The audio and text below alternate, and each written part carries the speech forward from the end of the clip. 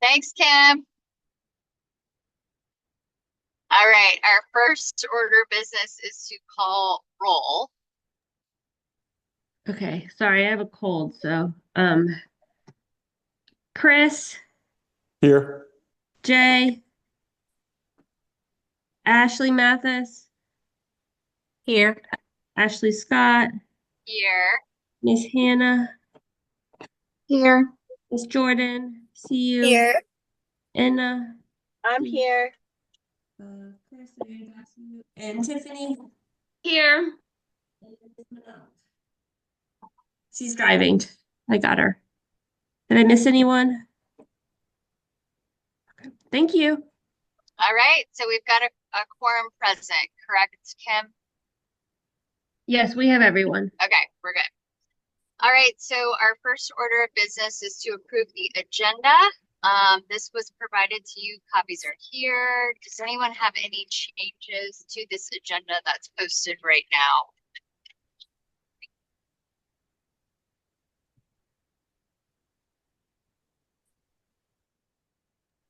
All right, may I have a motion to approve the agenda? Motion to approve. Thanks, Chris. A second? I second. All right, all in favor, please say aye so the secretary can record your vote. All Aye. aye. Aye. All opposed say nay. Any abstentions? All right, agenda is approved. We're now going to review and approve the meeting's minutes from our last meeting, and the minutes have been emailed to everyone. Is there any corrections to any of the previous meetings minutes? None here. All right, can I have a motion to approve the previous meeting's minutes? I motion to approve. A second? I can second. Thanks. All in favor, please say aye. Aye. Aye. Any opposed? Please say nay. Any abstentions? All right, approval. Previous meetings minutes have been approved. All right, so first item on the agenda, I think, Jay, I'm passing it over to you. Okay. Well, awesome. Well, thank you so much, Ashley. You did that by memory now, so that's great. Because I know you didn't have a script in front of you. So thank you so much for leading that. And thank you so much for everybody else for jumping on our very last GOTeam meeting. I'm going to do my best to make it as painless as possible and to just make sure that we finish on a strong note, share some great news, talk about some next steps. And let me get my slideshow pulled up. And hold on one second. There is my Zoom. I saw you guys on there.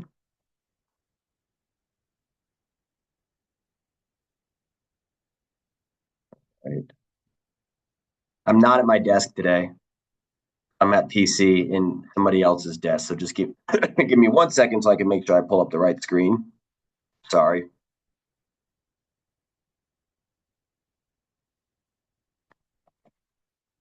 Oh, this is confusing. Okay, hold on a second. Where's my PowerPoint? I have everything pulled up. All right, take 5, everybody. Take 5. I got this. I lied about the making this go fast for you. All good, no worries. You know I had the drive open somewhere. All right.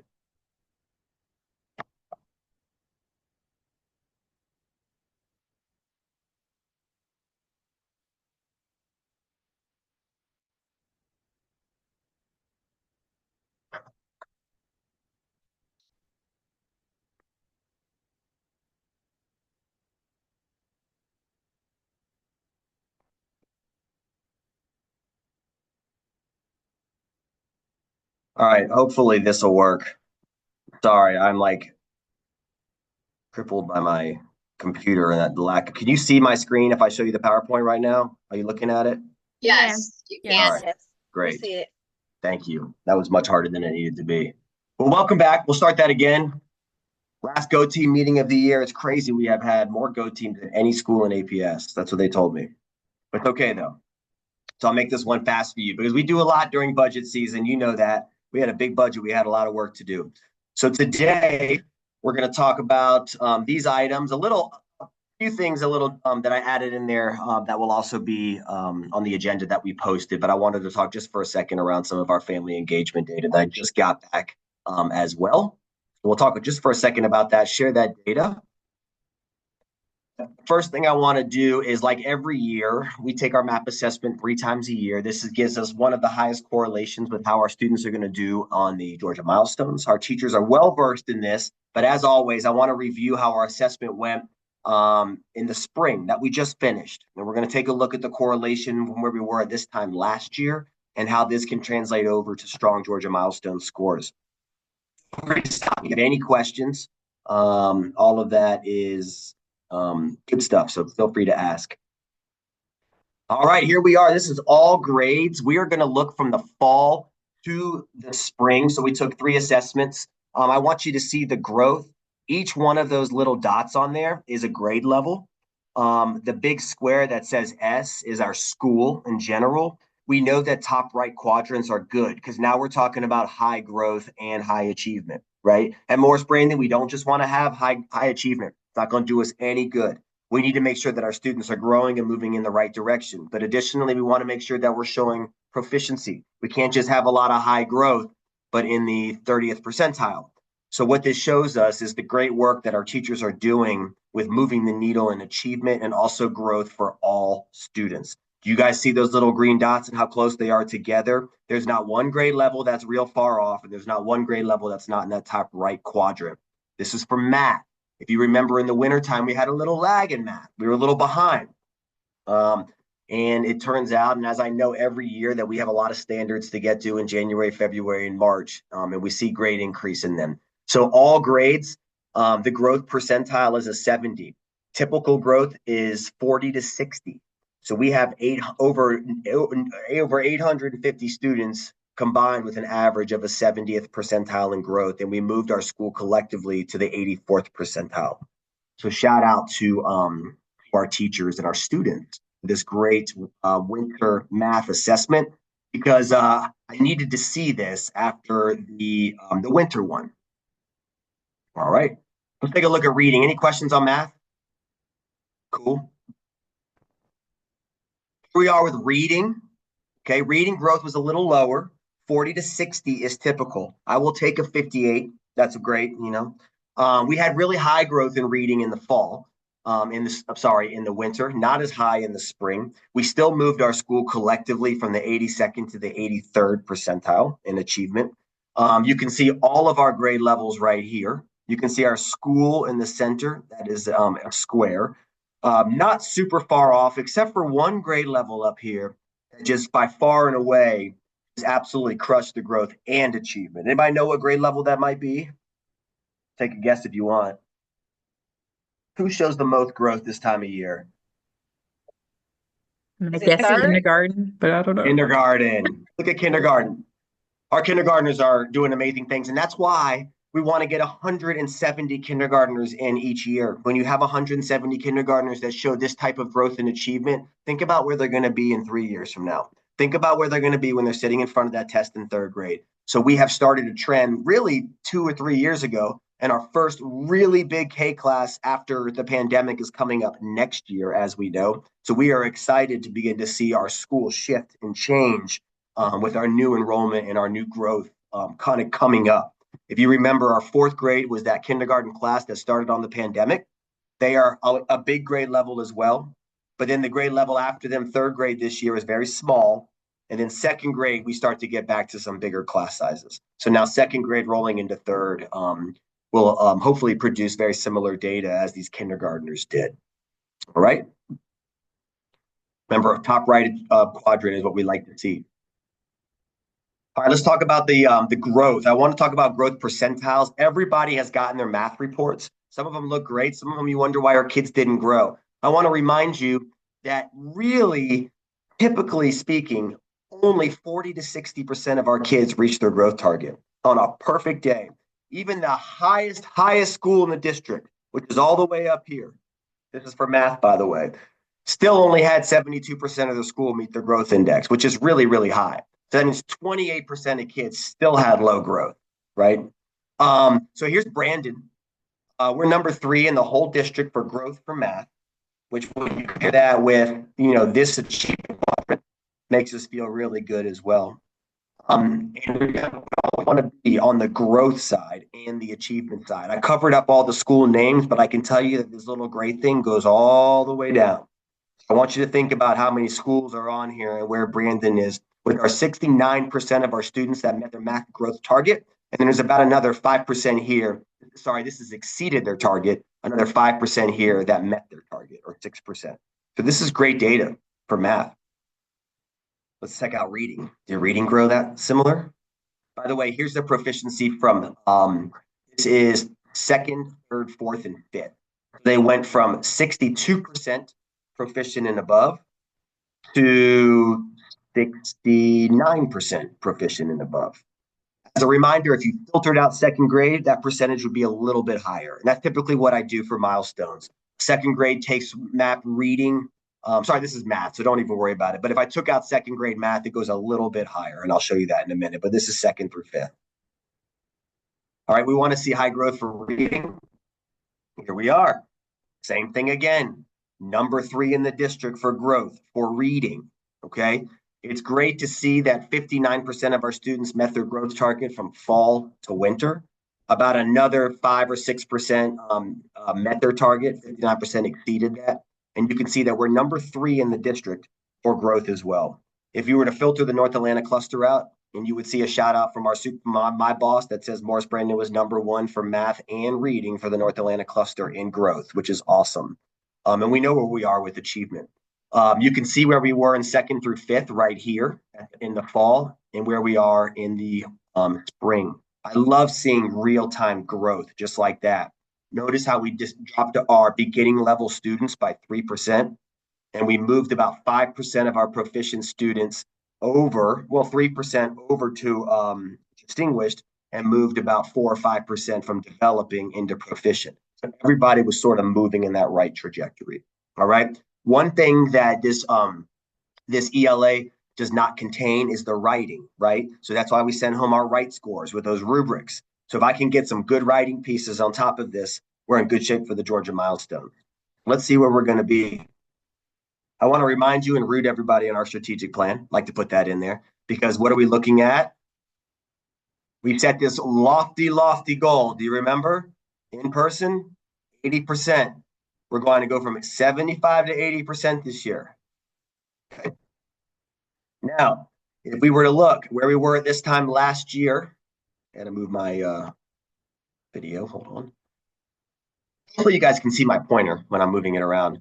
Last year, for all students in 3rd, 4th, and 5th grade in reading on the spring map, they were at 70% proficient. And we came in on the Georgia milestones at 75%. It's reflected in our strategic plan. In math, for 3rd, 4th, and 5th, we came in at 62% proficient and above on the spring map. And then we actually had a 12% gain in math 2 weeks later on the Georgia milestones. So we really were right around 75%. Remember, we set that in our strategic plan goal. This year, we are 5% ahead of where we were last year. Last year, we were 70% proficient for reading. This year, right now, we are at 75%. Last year, we were 62% proficient for math at this time. This year, we're 67%. We had those big gains. Is there anything in our mind that can tell us that we're not going to hit 80% this year? I feel confident in it. So I'm excited, and I wanted to show you this because it really gives a good trajectory. We don't have grade levels that are lagging significantly behind. You can see where we are with growth from 3rd, 4th, and 5th. So if I wanted to track, for example, how 5th graders did, right? Last year on the spring, well, we'll go here. Last year on the spring, this is a good one to look at. 5th graders were 72 proficient on reading, but this year they're 69% proficient on reading in the spring. So you have to go from their 4th grade score to their 5th grade. They actually had a little bit of drop in reading, but we see that from 4th to 5th. We know that reason. We know it why, because we do lose a lot of kids during that window. Okay. Knowing that where we were last year with our fifth graders, finishing at 69% and then finishing at 76% proficient. We want to do that same gain again, and we feel like we can do that same thing with this group right here. Okay. I just kind of wanted to show you, if you have fourth graders and they scored at 74% proficient right now, you can see where they were last year in third grade. Okay. Last year in third grade. See that growth, see that. Oops. All right, so we have to do a little needs assessment. I have to just do this protocol, but I've already completed it, so just kind of bear with me. If you have any questions, just come off mute, no problem. What does the data tell us? What good news is there to celebrate? Where are growth opportunities and what trends do we see?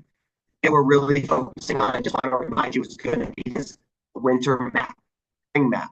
All right, spring map. The data we're supposed to present on, we're going to do a quick reflection on it. Once again, the questions are, what good news is there? Where are growth opportunities? What trends do we see? So I've done some filtering of that. I've done a little bit of that work. So I'll go ahead and write it out for you. Strengths. And see if you can see where I'm trending here. Gifted students remain at 95% proficient and above across all 3 through 5 students in reading and math. If you are a gifted student at Morris Brandon, you are going to be proficient and above. There's maybe just a handful that I can think of that we'd have to keep our eyes on. That's all great stuff. Okay. Gifted students remained at 97% proficient and above on spring Mac and spring administrations.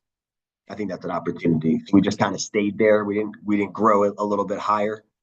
Strengths for special ed, students are making large gains. If I filtered out special ed, you're going to see big percentages of those gains. You don't have school-wide gains without having special ed make some of those as well. But of course, we still have a super large gap, really around 30% proficiency between special ed and traditional homerooms. Our Black students are 67% proficient in reading. That is amazing. If I were to filter out Black students on MAP for reading, 67% of our 3 through 5 are proficient and above. That's probably the highest we've had in reading in a long time. But there's still only 44% proficient in math.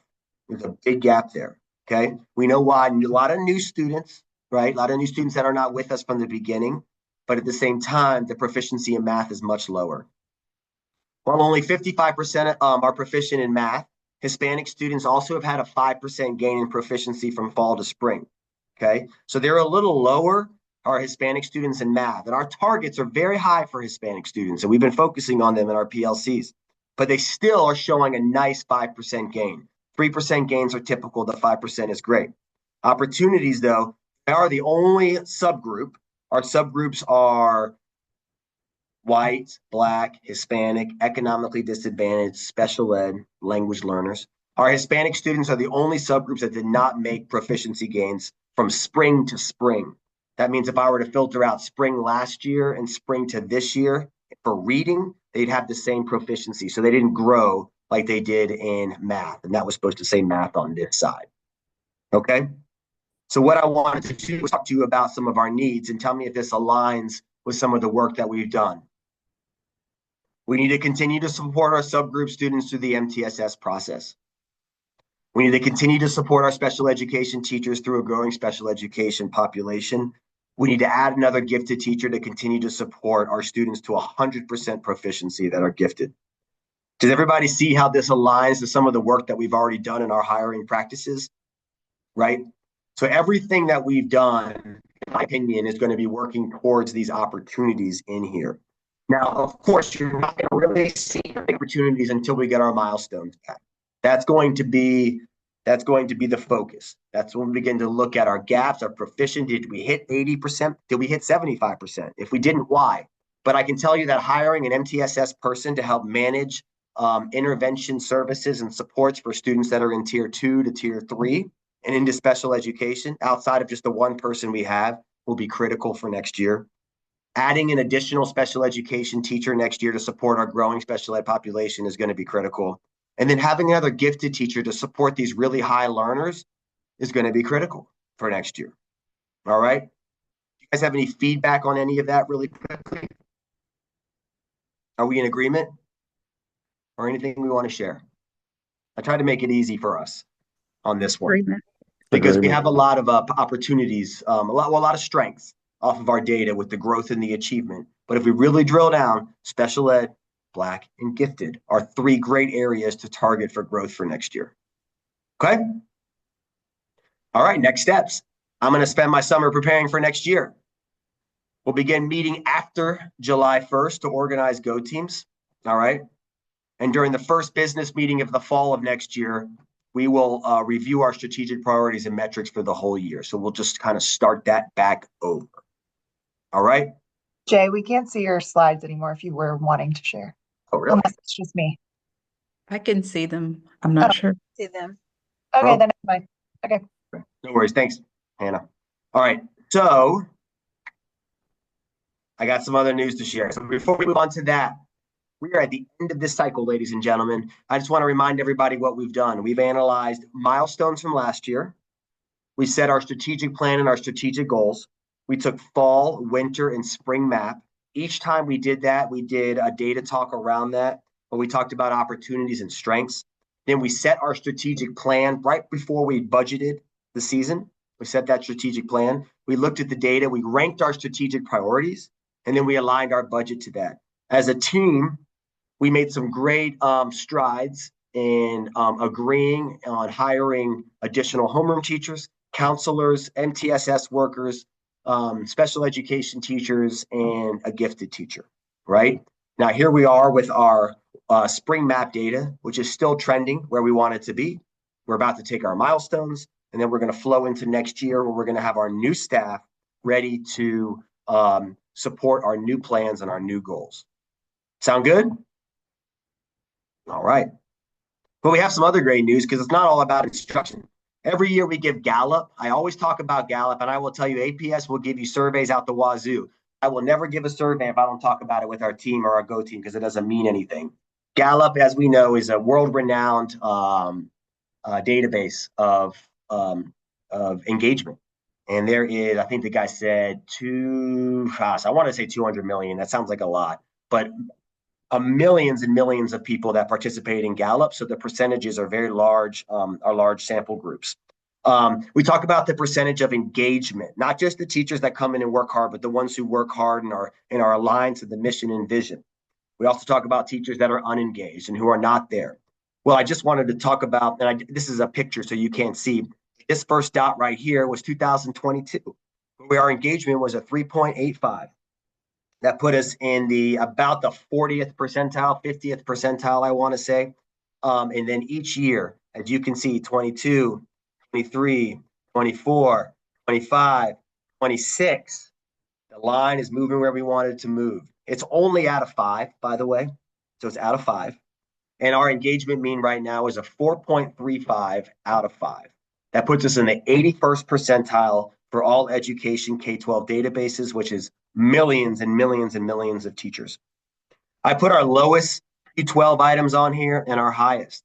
And ironically, it's really one only item that's bringing us down. We would have been a lot higher, wouldn't we have? That's the recognition piece. Internalize that. It was actually a little low for us a few years ago, and then we started doing traveling trophies, and we put out awards every week, and we just didn't do that this year. And we can see the result right there. And that's something that as an admin team we'll continue to focus on, but that's not my biggest worry. We would definitely do that because our next lowest area was literally our average. One cares about me at work. I will take that. Imagine if we got this up to a 4.35, where our school average would be. Our highest, shout out to our foundations, our PTOs, our GOTeams, because our teachers ranked that they have the materials and equipment they need to be great teachers. And they have the opportunity to do their best. That's a shout out to me because I'm not trying to get in their way. The best principals find the best teachers, they remove barriers, and they let them do what they do best. And that's what we can see on here and what they're doing. So I wanted to give a shout out to our teachers and our school and our staff because Gallup is important. And this is something that everybody looks at in APS. We all look at each other's Gallup engagement scores and we share that. All right? Keep going. We did give family engagement surveys. If you remember, you take surveys out the wazoo. There's about 84 schools listed on here from highest to lowest. Here we are right here. 1, 2, 3, 4, 5, 6. We're 6th in the district. And I will tell you, there's no schools that are covered up that are like schools of ours. So that means a lot to me. We know our like schools. right? And so to have us up there shows me that we're doing the work, and we're doing great things. So some of the questions are here and the percentages are here. Now I'm the first to tell you we had 90 parents. We have 917 kids in our school. We have 90 parents that did it. It's hard to get these surveys out and to get completion and to get participation, but it's a decent sample size. It's about 10% of our school. But you can see where we're ranked. My child's school has academic resources that fit my child's learning needs, and it just goes down, and you can see these questions. The school provides information on my child's progress and learning goals. I love having that at 99%. Here's a lower one, 86%. The needs of my family are considered in our school's decisions, right? I wonder if that's more of a school or district decisions. I'm not sure. But the good news is that 93.8% of our responses were favorable. And if you read through all of the schools, and as you begin to kind of go down and down and down, it doesn't look that way. And this is the heat map. What color are we seeing only? Blue, right? We can get this way, but you're not going to see it on this. And if I were to slide down and slide down and slide down, you'd see more. So once again, just a shout out to our leadership team, to our teachers, to our families. I feel welcome at my school. Can't feel welcome at your school if we don't have a warm and welcoming environment. And just take a look at these. If you haven't been to our school recently, take a look at some of the great work that we've put up in our lobbies that literally say, welcome, welcome. You have to have families feel like when they enter a building that they are welcome there, because it does not always feel like that way in schools. And we have families who did not have good schooling experiences themselves, and we have to try and work with their students. So we have to show them that we are trying to break that cycle here. So all that stuff I think is really cool, and I just wanted to show you that as well. Okay. Some of this stuff is in here, by the way, because I do take the same PowerPoint, jazz it up with some photos, and share it in my coffee talk tomorrow. So that's why it's in here. All right. I know I'm talking a lot, so if anybody wants to say anything, please do. Oh, we have some more good news. I think I shared this with you all already, but again, this is going to be in our coffee talk tomorrow. So I wanted to make sure that we highlight this at the very end of the year as well. We talk about us being a great gain school last GOTeam meeting. I don't remember. Well, let's give us a shout out. I definitely put it in my B-mail. Read this. Very cool. So as a beating the odds school, we're only one of 2 schools in the North Atlantic cluster that are a beating the odds school, and one of only 16 in the whole district. What it does is it basically compares us with schools that are similar to us with our most vulnerable populations. Vulnerable populations, there's 5 of them that they calculate. Students with disabilities, Black students, female students, language learners, and economically disadvantaged students. Those are the 5, and they take all the data and growth and achievement from those 5 vulnerable populations across the state and compare us to similar schools, and we outperformed them in those subgroups, which is great. So here you can kind of read Governor Kemp's letter to us that he put right here.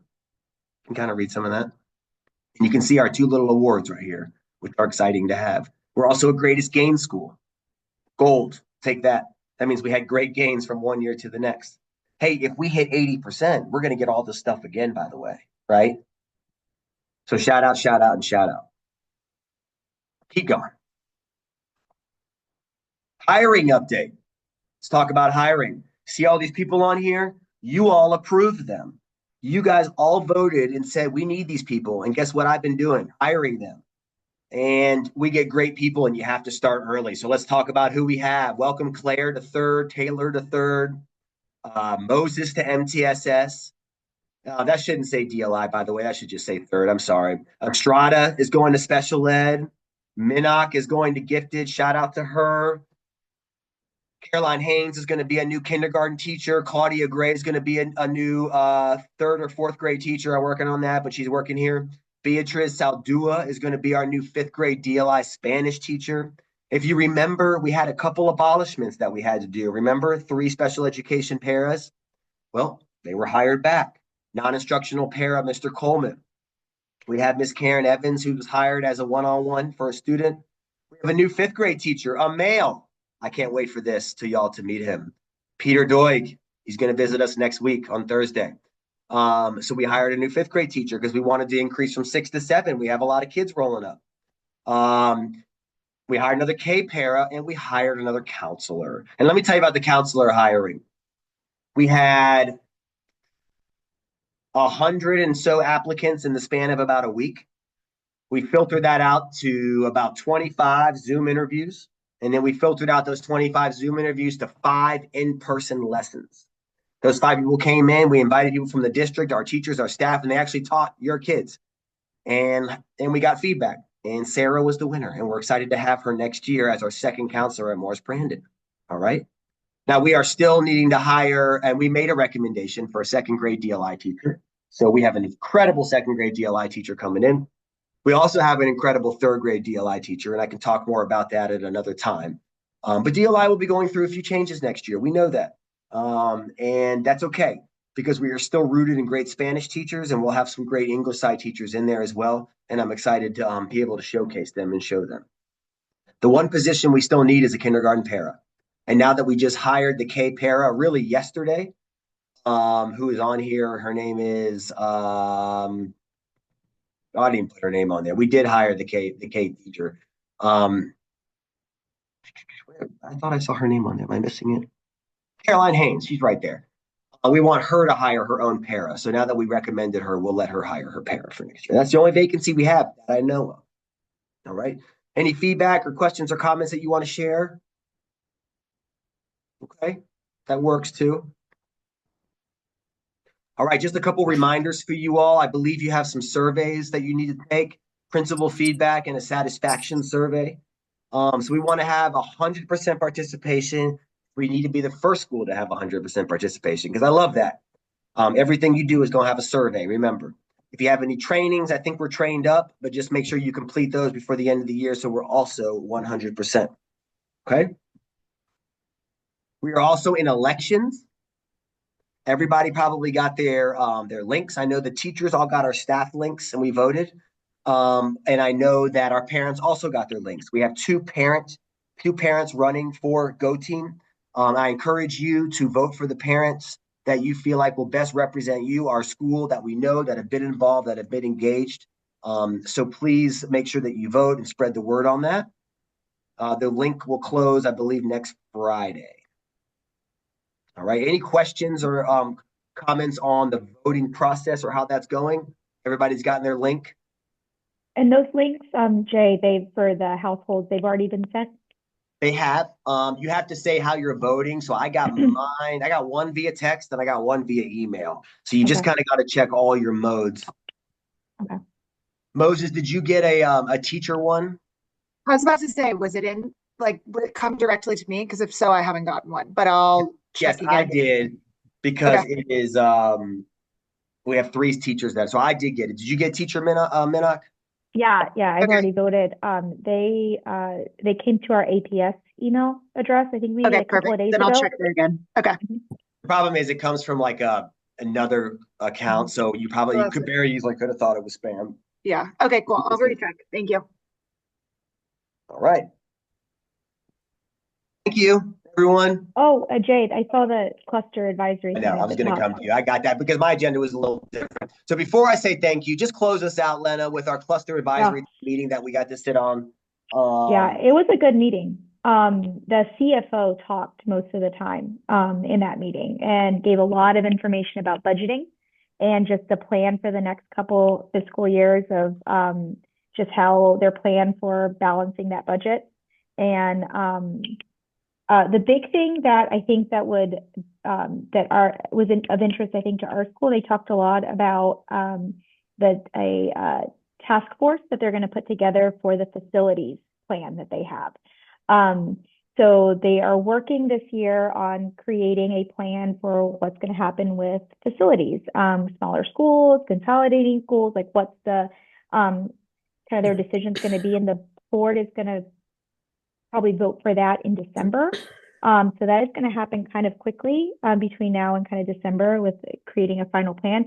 They talked about creating a task force that's going to be composed of all sorts of community members, staff, parents, other people in the community. I haven't gotten any information, Jay, about that yet. I don't know if you have, of like how that's going to look. Kim, have you? I got an email, 3 days Yeah. ago, Okay. asking inviting to join the facilities master plan task force. And then you had to fill out a Google form by yesterday. But I only gave you 2 days to respond. That's kind of ridiculous. Really? And Len, I was going to say, if you have that PowerPoint or feedback from the cluster advisory team Mhm. or the email from Shalita that comes after, maybe you could just email it out to the Go team so we could take a look at it too. I'll Yeah, forward will you do. this email that I got. I mean, it wasn't specific to me. I'm not that special. But it's interesting that they send it out and not everyone got it. So I'll forward it along too. Oh, and it was just like a couple of days to kind of respond, which is interesting. Well, what was kind of piqued my interest about that was the CFO talked a lot about how when they're trying to close this gap with budgeting and making sure that their goal is by fiscal year 27 not to use any of the fund balance, like to be completely just kind of in the clear of like the district as a whole is going to have to kind of think about whether they're going to be where their support is going to be. Like, are we going to be a district that's like looking at supporting signature programming, or are we going to be a district that's supporting small schools, more of like a small school like uh, basis? Because you can't really do both. Like the budget's not going to allow really for both. And it seemed like in the conversation that they were talking a lot about how clusters are not going to be deciding. It's not going to be cluster specific. It's going to be district, like as a whole. So that's, I think, of interest of us to like get some people on this task force of whatever that's going to look like and make sure that we have our interests and opinions heard on that, since it seems like they're moving kind of quickly with kind of the plan. And that the budgeting, that plan of like whether we're going to be, how we're moving forward, where our vision and mission is going to be as a district, and facilities are kind of mesh and go hand in hand. Good. I think that we are in a good place at the North Atlanta cluster, and I think that we're in a good place at Brandon. As long as we continue to have students enroll, we have 86 kindergartners currently enrolled for next school year, which is probably twice as more than most any other school, but we do need twice that. But we have another tour on next Thursday. We have packed out tours, and we get a ton over the summer too. So these are our early registers. And then just so you know, we also have 185 students enrolled for Power Up this summer. So we have called most of our students that need it based on MAP data. We call the ones below a certain percentile. We enroll them. It's free breakfast and lunch this year. It's at Jackson Elementary School. And so we're excited about being one of the biggest schools that is sending the most kids there as well this summer. So I just wanted to share that. Awesome. Yeah, no, it was good. And I'll find those PowerPoints and send them out to the group. The big thing is just like, thinking about signature programming, whether the district is going to be providing funds for that in the future, I think is kind of interest to us. Well, awesome. Yeah. Does anybody else want to share anything before we close it out? Well, I wanted to say thank you to everyone like on Just say GOTeam. thank This is my last meeting on GOTeam. It's been a few your years. last I really meeting? enjoyed it. As a third grade teacher too. Yeah, for now, yeah. Yeah, for sure. Yeah. So this has been great. But Thanks for Okay, doing everyone. this. Thanks for doing this in addition to your Enjoy- day job. no, this has been great information. I'll still continue to watch the recorded meetings. It's been a great experience. Yeah, awesome. Thank you. And I also want to say thank you to Ashley, who is the first meeting she's never been on camera, but it's her last meeting, and she is rolling off as well. She already left. So she's already gone. She already rolled off. So Yeah, she rolled off. So she can hopefully lead Sutton's Go team, next year and kind of take some of that momentum that we have and bring it up there. She's learned a lot at the elementary. I think that'll be great. Oh, So Sutton needs it. Yep. So that's all I got, everyone. It's been a great year. Thank you all so much. I appreciate you all. And I'm going to let Kim, maybe you can just kind of close it out for me if you know what to say. If anybody Oh, wants I don't. Oh, she's back. No. Ashley, you still here? I'm back. Sorry, She's back. I just got in a bad cell zone. Okay. That's okay. Well, we Are just you- wanted to thank you for your time and energy on GOTeam this year. It's been super appreciative. And we wish you best of luck at Sutton. I know you're running. Thank you, I Ash. am. Thank you, guys. All right. Well, Ashley, you're welcome to close out the meeting, okay? All right. Hey, one more quick thing. I don't know if you guys discussed this. has anyone else gotten a chance to write to greatschools.org? I know I sent the email out to everyone, but I have not. Bring it to my attention again. Like what are we supposed to do and how are we supposed to do it? okay. Yeah, Jay, you had like some good documents that we could send just showing our CCRPI scores and our great gains. So I just thought it would be good. I'll resend the email and like some talking points if everyone has a chance to email them just to put pressure on their old data that's almost 2 years old they're using. It would be awesome. So just wanted to plug that real quick. We are doing a great job of steering parents clear of greatschools.org and our new parent meetings. We have the best QR code flyer that has our CCRPI score. It has our beating the odds information. It has like all these different things on one sheet. And the parents love it and they take it with them and they scan it.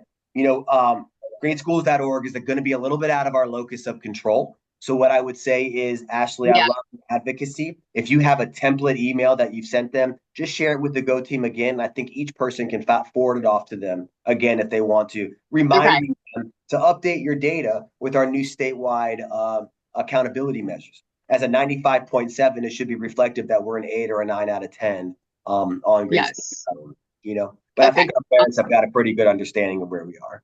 Okay. Say if we broaden the reach too, like if we disseminate it out to like others that we know to also send, is that helpful, Ashley? Yeah, absolutely. Okay. You're at the tour on Thursday, aren't you?